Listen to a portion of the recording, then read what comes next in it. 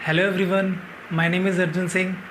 आज की जो क्लास है वो क्लास 11th की कंटिन्यू क्लास है। सेकंड पार्ट जो मैंने फर्स्ट वीडियो डाली थी, उसके बाद मैंने बोला था कि मैं कुछ इंपॉर्टेंट टर्म्स की डेफिनेशंस होंगी जो मैं एक्सप्लेन करूँगा, और इस डेफिनेशनल पार्ट्स को मैं कुछ 4-5 वीडियोस में लेके आऊँगा ताकि आपको बेसिक टर्म्स अकाउंटिंग की पता चल जाएँ। उसके बाद आप प्रैक्टिकल पे आओगे, वरना बहुत दिक्कत होती है लोगों को जो डायरेक्टली जंप मार जाता है प्रैक्टिकल्स पे। तो चलिए आज की क्लास स्टार्ट करते हैं। इंपॉर्टेंट टर्म्स, हाँ जी, एक और चीज़, ये जो क्लास है वो 11th वाले भी देख सकते हैं और 12th वाले भी देख सकते हैं जिनको अभी भी बेसिक टर्म्स में बहुत दिक्कत होती है समझने में। चलिए स्टार्ट करते हैं। तो पहली इंपॉर्टेंट टर्म क्या है? कैपिटल।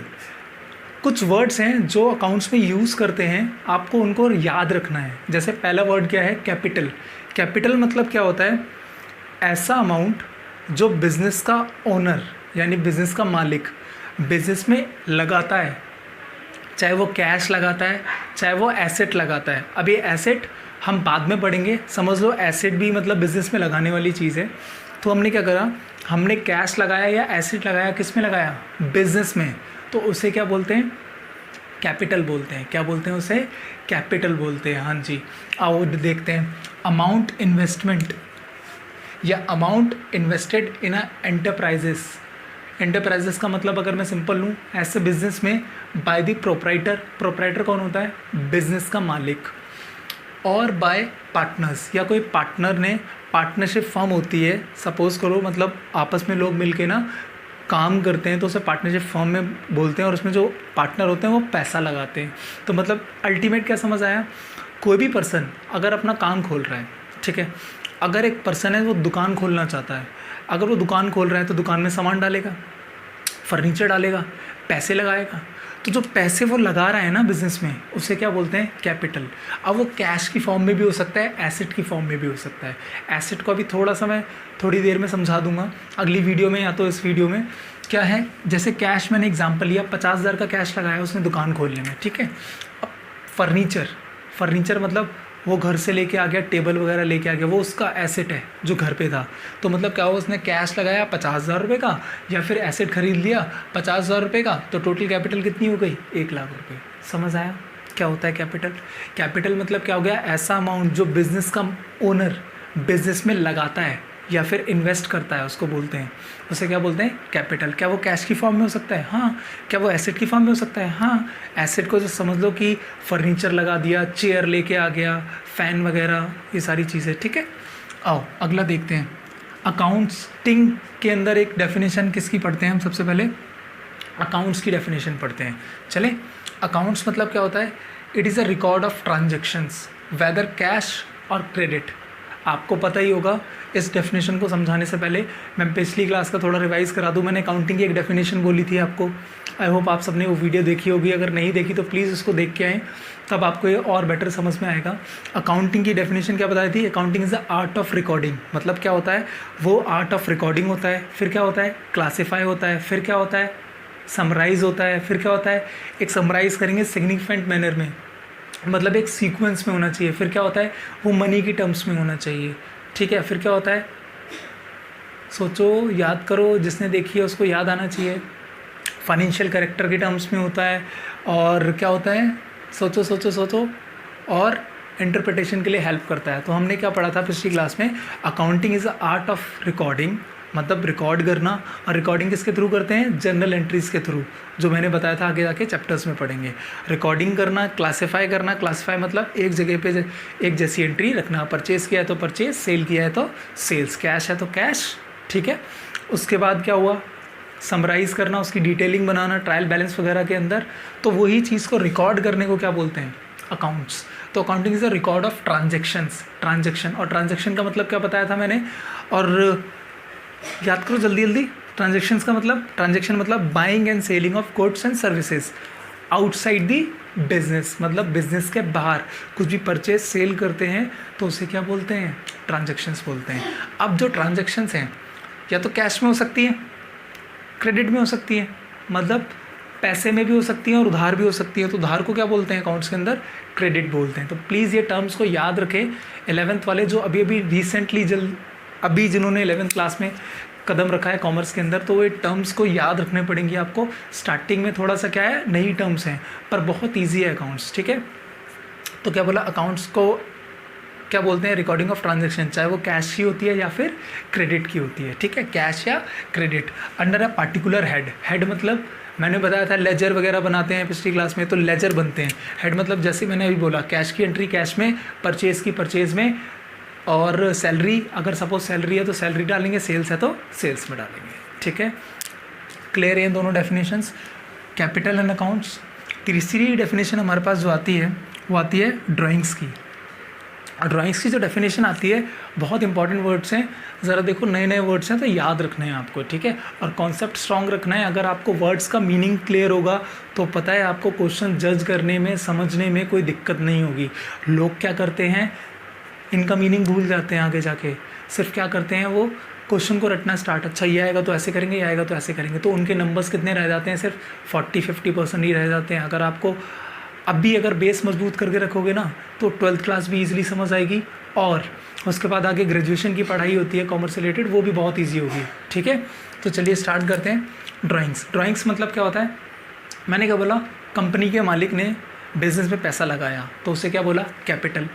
अब उसे ज़रूरत पड़ गई कल को, उसने उस पैसे को निकाल लिया अपने पर्सनल पर्पस के लिए, या वो कैश में भी हो सकता है, काइंड में भी हो सकता है, ठीक है, मतलब कैश में भी हो सकता है, काइंड में भी हो सकता है, अपने पर्सनल पर्पस के लिए निकाला तो उसे क्या बोलते हैं, ड्राइंग्स बोलते हैं। क्या बोलते हैं उसे, ड्राइंग्स। बिजनेस का ऑनर ने बिजनेस से पैसा निकाला अपने पर्सनल पर्पस के लिए तो उसे क्या बोलते हैं, ड्राइंग्स बोलते हैं। और बिजनेस के ऑनर ने बिजनेस में पैसा लगाया तो उसे क्या बोलते हैं, कैपिटल। अगर पैसा लगाएगा तो पैसे बढ़ेंगे, और पैसे निकालेंगे बिजनेस से तो पैसे क्या हो जाएंगे, बिजनेस के कम हो जाएंगे, और उसे क्या बोलते हैं, ड्राइंग्स बोलते हैं। समझ आया तीनों वर्ड्स का मतलब।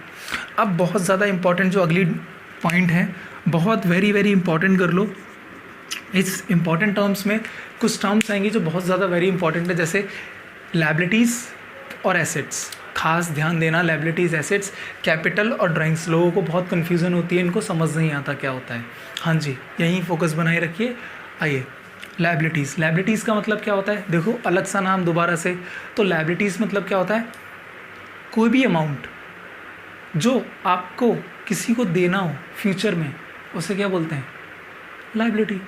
सिंपल टर्म्स में, अभी मैं कोई बुक की लैंग्वेज पे नहीं गया हूँ समझाने के लिए। सपोज़ करो आपने ना अपने दोस्त से पैसे उधार लिए हैं, ठीक है।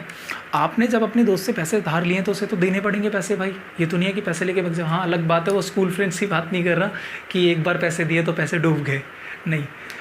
अगर आपने पैसे लिए हैं तो उसे पैसे रिटर्न करने पड़ेंगे। तो आपने उससे सपोज़ करो 1000 रुपये लिए, तो 1000 रुपये उसे देने हैं ना, तो ये अमाउंट जो उसे देना है इसे क्या बोलते हैं, लायबिलिटी। मतलब आपको उसे फ्यूचर में पैसे देने पड़ेंगे, उसे क्या बोलते हैं, लायबिलिटी। चलो आओ डेफिनेशन देखें।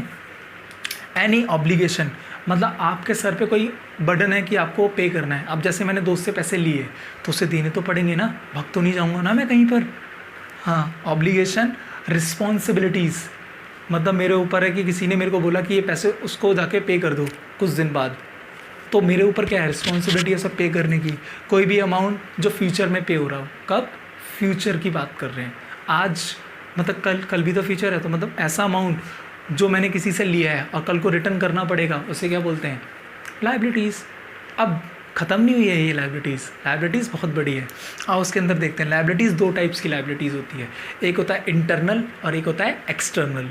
इंटरनल क्या होता है, इंग्लिश में वर्ड इंटरनल मतलब जो अंदर घर की चीज़ें होती हैं उसे इंटरनल बोलते हैं, जो बाहर की चीज़ें होते हैं उसे एक्सटर्नल बोलते हैं। हाँ जी, उसी से रिलेटेड है इंटरनल लायबिलिटीज़। अब मैंने क्या बोला था स्टार्टिंग में, बिज़नेस के ऑनर ने बिज़नेस में पैसा लगाया, तो भाई कल को जब बिज़नेस प्रॉफिट कमाएगा तो अपना पैसा तो निकालेगा ना बिज़नेस से। जब वो अपना पैसा निकालेगा तो बिज़नेस से वो पैसा, बिज़नेस के ऊपर क्या है, बर्डन है कि उसको पैसा रिटर्न करने, तो बिज़नेस के लिए वो क्या हो गई, लायबिलिटी हो गई, पैसे देने हैं। तो जब वो पैसे दे रहा है तो वो घर की बात है, मैंने पैसे लगाए बिज़नेस में, अब उसी पैसे जब मैं प्रॉफिट कमाने लग गया बिज़नेस में तो उसी वही पैसे मैंने निकाल लिए, तो ये क्या हुआ, इंटरनल लायबिलिटी। तो जैसे ही बिज़नेस कमाएगा सबसे पहले मैंने ले लिए इंटरनल लायबिलिटी। अब क्या हुआ, दूसरा क्या बोला मैंने, एक्सटर्नल लायबिलिटीज़, जो बहुत इंपॉर्टेंट है। पहले इंटरनल लायबिलिटीज़ की डेफिनेशन पढ़ लेते हैं, क्या लिखा है, liability towards the owner of the business. क्या बोला, ऐसी लायबिलिटी जो बिजनेस के ऑनर के लिए है, बिजनेस के ओनर के लिए। किसके? बिजनेस के। तो मतलब क्या हुआ, मैंने अगर मेरा बिजनेस है, ठीक है, मेरा अगर बिजनेस है, मेरी कंपनी का नाम है अर्जुन सिंह प्राइवेट लिमिटेड, तो मैंने अगर उसमें 10 करोड़ रुपए लगाए हैं, तो कल को अगर वो प्रॉफिट कमाएगा तो मैं उसमें से पैसे निकालूंगा ना, तो बिज़नेस के लिए वो क्या होगा, लायबिलिटी होगी, बिज़नेस को मेरे को रिटर्न करना होगा पैसे। तो वो क्या हुआ, इंटरनल लायबिलिटीज़, ऑनर मैं मालिक। अब क्या हुआ, एक्सटर्नल लायबिलिटीज़, क्या हुआ, एक्सटर्नल लायबिलिटीज़। अब एक्सटर्नल लायबिलिटीज़ क्या होता है, बाहर वाली चीज़ें, मतलब अब मैंने पैसा किसको रिटर्न करना है, बाहर वालों को, ऑनर को नहीं, किसको रिटर्न करना है, बाहर वालों को। जैसे लिखा है liability towards the outsider that is other than the owner, owner को छोड़ के बाहर वालों को कोई भी अमाउंट जो पे करते हैं उसे क्या बोलते हैं, एक्सटर्नल लायबिलिटीज़ बोलते हैं। इतना सिंपल है, हाँ सच्ची में इतना सिंपल है। लोग मिस अंडरस्टैंड कर देते हैं टर्म्स को और उल्टा फुल्टा मिक्स कर देते हैं और समझ नहीं पाते हैं अकाउंट्स को, फिर वो रटना स्टार्ट करते हैं। अगर मैं बोलूँ अपने एक्सपीरियंस के अकॉर्डिंग, सब लोग ना क्वेश्चंस रट्टा मारने में लगे पड़े हैं अकाउंट्स को। मैं सच्ची बोल रहा हूँ, आप अगर आगे जाओगे थोड़ा टाइम बाद, आप देखना जो वीडियोस देख रहे हैं, आप ऑब्जर्व करोगे कि ना सारे लोग ना रट रहे हैं क्वेश्चंस को, डेबिट क्या होता है, क्रेडिट क्या होता है। ये जो टर्म्स मैं यूज़ कर रहा हूँ ये भी आगे मैं बताऊँगा नेक्स्ट क्लास में। अब क्या हुआ, तो आपको रटना नहीं है, आपको क्या करना है, समझ समझ के करना है। तो liability towards the outsider that is other than owner, it arise because of credit transaction और लोन टेकन। अब बताओ मेरे को बाहर वालों को लायबिलिटीज़ कब देनी होगी, मेरे को अमाउंट कब देना होगा, जब मैंने बाहर वालों से पैसे लिया होगा। जैसे मैंने अभी एग्जांपल लिया था, मैंने अपने दोस्त से पैसे लिए थे, 1000 रुपये लिए थे, तो क्या वो बिज़नेस के लिए ऑनर है, नहीं, वो कौन है, अदर देन ऑनर, मतलब बिज़नेस का ऑनर नहीं है, कोई और है। तो अब मेरे को पैसे उसको लौटाने हैं, तो पैसे जो उसको लौटाने हैं वो क्या हुआ, आउटसाइडर, मतलब एक्सटर्नल लायबिलिटीज़ हुआ। समझ आया। जैसे बिज़नेस वाले होते हैं, मैं रिलायंस कंपनी हूँ, रिलायंस कंपनी ने जाके बैंक से लोन ले लिया, क्या बैंक उसके लिए ऑनर है, नहीं, उससे उसने लोन लिया, 10,000 करोड़ का लोन लिया, तो कल को पैसे देने पड़ेंगे ना। अब उसने पैसे दिए तो ये क्या हुआ, एक्सटर्नल लायबिलिटीज़, बाहर वालों को पैसे देना है, ठीक है। अब वही रिलायंस कंपनी अगर अंबानी को पैसे देता है तो वो क्या हो गया, इंटरनल लायबिलिटीज़ हो गया, क्योंकि वो ऑनर है, ठीक है। अब एक्सटर्नल लायबिलिटीज़ भी दो टाइप्स की होती हैं। तो देखो सबसे पहले हमने क्या बोला, क्या हमने सबसे पहले क्या देखा, लायबिलिटीज़। लायबिलिटीज़ क्या होती है, जो अमाउंट मेरे को फ्यूचर में किसी को पे करना होता है उसे लायबिलिटीज़ बोलते हैं। अब दो टाइप्स की होती हैं, एक इंटरनल होती है और एक एक्सटर्नल होती है। इंटरनल मतलब क्या होता है, जो बिज़नेस के अंदर यानी ओनर को दिया जाता है। एक्सटर्नल जो बिज़नेस के बाहर वालों को दिया जाता है, जैसे बैंक से लोन, फ्रेंड से पैसे ले लिए। अभी मैं टर्म एक और यूज़ करूँगा, आपको बताऊँगा कि क्या होता है, ठीक है। अब दो टाइप्स, एक्सटर्नल लायबिलिटीज़ भी दो टाइप्स की होती हैं। फिर उसके बाद क्या होता है, करंट लायबिलिटीज़ और non current liabilities. Current liabilities क्या होती है, जो 12 महीने के अंदर अंदर पैसे क्या करने होते हैं, पे करने होते हैं किसी को, उसे क्या बोलते हैं, करंट लायबिलिटीज़। मतलब मैंने किसी से उधार लिया, मैंने उसको 12 महीने के अंदर उसे पैसे देने हैं, तो उसे क्या बोलेंगे, करंट लायबिलिटीज़। जैसे मेरा दोस्त है, ठीक है, अब मेरा दोस्त है, मैंने उससे पैसे लिए थे 1000 रुपये, जो मैं कंटिन्यू कर रहा हूँ एग्जाम्पल। अब मेरे को उसको पैसे देने हैं, तो भाई अगर उसने मेरे को बोला 1 महीने के अंदर मेरे को पैसे देने हैं, ठीक है, मैं 1000 रुपये आज दे रहा हूँ, लेकिन 1 महीने बाद मेरे को पैसे दे दियो, तो ये क्या हुआ, 12 महीने के अंदर मैंने जो अमाउंट पे करा, इसे क्या बोलते हैं, करंट लायबिलिटीज़, ठीक है। अब करंट लायबिलिटीज़ बोलते हैं जो 12 महीने के अंदर पे हो गया। अब क्रेडिटर क्या होता है, एक और टर्म आई, याद रखना, अकाउंट्स के अंदर नई नई टर्म्स आएंगी जो आपको याद रखना है। क्रेडिटर, जिसको मेरे को पैसे देने होते हैं ना फ्यूचर में, उसे क्या बोलते हैं, क्रेडिटर, क्योंकि मेरी क्या है, लायबिलिटी, तो क्या होता है, क्रेडिटर, ठीक है। कोई डाउट, कुछ भी, पक्का। Current liabilities. दूसरा क्या है, नॉन करंट लायबिलिटीज़। अगर करंट लायबिलिटीज़ 12 महीने के अंदर है तो नॉन करंट लायबिलिटीज़ क्या होगा, 12 महीने से ज़्यादा। जो अमाउंट 12 महीने के बाद पे करना हो, यहाँ पे 12 महीने ना लिख के यहाँ पे क्या लिखा है उन्होंने, 1 ईयर, मतलब 1 साल के बाद अगर अमाउंट जो पे करते हैं उसे क्या बोलते हैं, नॉन करंट लायबिलिटीज़। तो लायबिलिटीज़ क्या होती है, दो टाइप्स की लायबिलिटीज़ होती है, मैंने बताया, इंटरनल और एक्सटर्नल। इंटरनल मतलब जो बिज़नेस के ओनर्स की लायबिलिटीज़ होती है, उसको पे करना होता है बिज़नेस वाला। और एक्सटर्नल मतलब क्या होता है, जो बाहर वालों को पैसे पे करने होते हैं। अब एक्सटर्नल भी कितने टाइप्स की होती हैं, दो टाइप्स की होती हैं, करंट, नॉन करंट। करंट क्या होता है, जो किसी अमाउंट को विद इन 12 मंथ्स के अंदर मेरे को क्या करना होता है, किसी को पे करना होता है, उसे क्या बोलते हैं, करंट। और नॉन करंट क्या होता है, जो किसी को कब कब पे करना है, 1 साल के बाद, तो उसे क्या बोलते हैं, नॉन करंट। जैसे बैंक से लोन लिया, अब बैंक से जनरली लोन लेते हैं हम, तो क्या होता है 1 साल से ज़्यादा ही होता है, 2 3 4 5 से 10 साल के लिए, तो क्या हुआ, वो क्या कहलाती है, नॉन करंट लाइबिलिटीज़। पक्का। मैंने एक वर्ड यूज़ किया था, क्रेडिटर। क्रेडिटर क्या होता है, ज़रा समझा देता हूँ। क्रेडिटर और डेटर 2 वर्ड्स होते हैं। क्रेडिटर जिसको मेरे को अमाउंट पे करना होता है, डेटर जिससे अमाउंट लेना होता है। मतलब जिसको मेरे को पैसे देने हैं वो क्रेडिटर, जिससे पैसे लेने हैं वो मेरा क्या कहलाएगा, डेटर। समझ आया। बाकी और सारा डिटेल में हम अगली क्लास में पढ़ेंगे। आई होप आपको ये सारा समझ आया होगा। आज की क्लास ख़त्म करने से पहले एक बार रिवीजन कर लेते हैं। हमने 4 टॉपिक्स पढ़े। सबसे पहले हमने क्या पढ़ा था, कैपिटल। कैपिटल क्या होता है, जो अमाउंट बिजनेस के ऑनर बिजनेस में इन्वेस्ट करता है उसे क्या बोलते हैं, कैपिटल। जैसे सपोज़ करो मेरे को शॉप खोलनी है, तो मैंने अमाउंट ओपन करा उस शॉप के लिए, तो मैं क्या कहलाऊँगा, ऑनर ऑफ द शॉप। ठीक है। दूसरा क्या हुआ, अकाउंट्स। अकाउंट्स हमने क्या पढ़ा, सारी एंट्रीज़ को क्या करना पड़ता है, रिकॉर्ड करना पड़ता है, चाहे वो कैश हो चाहे क्रेडिट हो। क्रेडिट मतलब उधार, उधार भी रिकॉर्ड करते हैं, लेकिन वो किस में होनी चाहिए, मनी की टर्म्स में। हमने पिछली क्लास में पढ़ा था कि अकाउंट में सिर्फ कौन सी एंट्री रिकॉर्ड होती हैं, जो मनी की टर्म्स में होती हैं। ठीक है। उसके बाद क्या पढ़ा हमने, ड्राइंग्स। ड्राइंग्स क्या होता है, मैंने बिज़नेस में पैसा लगाया और उस बिज़नेस से मैंने पैसा क्या कर लिया, निकाल लिया, चाहे कैश में निकाल लिया और चाहे काइंड मतलब क्या हुआ, कैश में ना निकाल के मैंने अगर शॉप खोली थी, परचून की दुकान खोली थी, तो मैंने घर के लिए राशन अपनी दुकान से ले गया, तो क्या हुआ, मैंने विड्रॉ कर लिया ना, वो परचेज नहीं करा, तो ड्राइंग्स हो गया। अब क्या है, लाइबिलिटीज़। लाइबिलिटीज़ क्या होती है, अमाउंट जो मेरे को किसी को फ्यूचर में क्या करना होता है, पे करना होता है, उसे क्या बोलते हैं, लाइबिलिटीज़। लाइबिलिटीज़ 2 टाइप्स की होती है, इंटरनल और एक्सटर्नल। इंटरनल मतलब जो अमाउंट ऑनर को पे करना होता है, इंटरनल जो अमाउंट बाहर वालों को पे करना होता है, एक्सटर्नल। एक्सटर्नल भी 2 टाइप्स की होती है, करंट, नॉन करंट। करंट क्या होता है, जो किसी को अमाउंट विद इन 12 मंथ्स पे करना है वो करंट, जिसको 12 महीने से ज़्यादा पे करना है उसे नॉन करंट। करंट का एग्जांपल क्या था, क्रेडिटर। क्रेडिटर मतलब जिसको मेरे को पैसे पे करने हैं।